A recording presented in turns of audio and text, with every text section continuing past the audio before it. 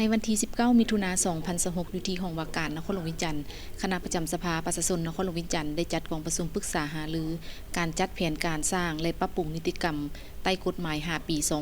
2026-2030 ของนครหลวงวิจันทร์ภายใต้การเป็นประธานของทานนาคเษนศรีหาราชรองประธานสภาประชาชนนครหลวงวิจันทร์ซึ่งมีทานพลจตวาบัวพันธ์ฟองมณีคณะประจำพรรคหัวหน้ากองบัญชาการปกสนครหลวงวิจันทร์พร้อมด้วยบรรดาทานคณะประจำหัวหน้าแผนกการ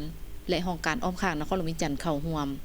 จุดประสงค์และเป้าหมายสำคัญของกองประชุมครั้งนี้เพื่อปรึกษาหารือและยั่งยืนคืนเกี่ยวกับการจัดสรรแผนการค้นคว้าพิจารณาและรับรองนิติกรรมใต้กฎหมาย5ปี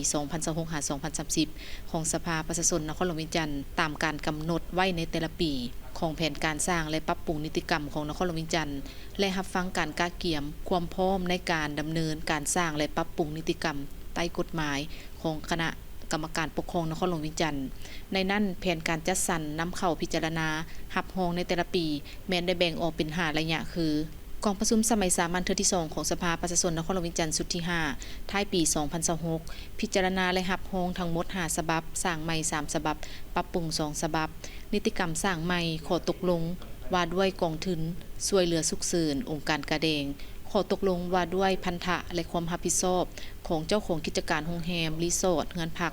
คอนโดมิเนียมอพาร์ตเมนต์เรือนให้เช่าห้องเช่าเรือนห้องแถวและผู้มาพักเช่าอยู่นครหลวงวิจันทร์ข้อตกลงว่าด้วยการคุ้มครองและการพัฒนา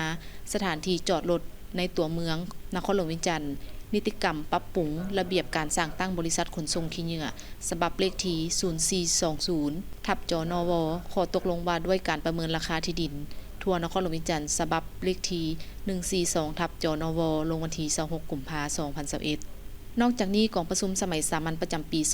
2027พิจารณาและรับรองเอาทั้งหมด8ฉบับสร้างใหม่4ฉบับปรับปรุง4ฉบับกองประชุมสมัยสามัญประจำปี 2028พิจารณาและรับรองทั้งหมด6ฉบับสร้างใหม่4ฉบับปรับปรุง2ฉบับกองประชุมสมัยสามัญประจำปี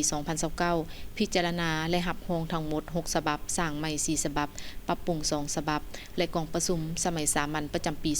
2030พิจารณาและรับรองทั้งหมด4ฉบับสร้างใหม่2ฉบับปรับปรุง2ฉบับ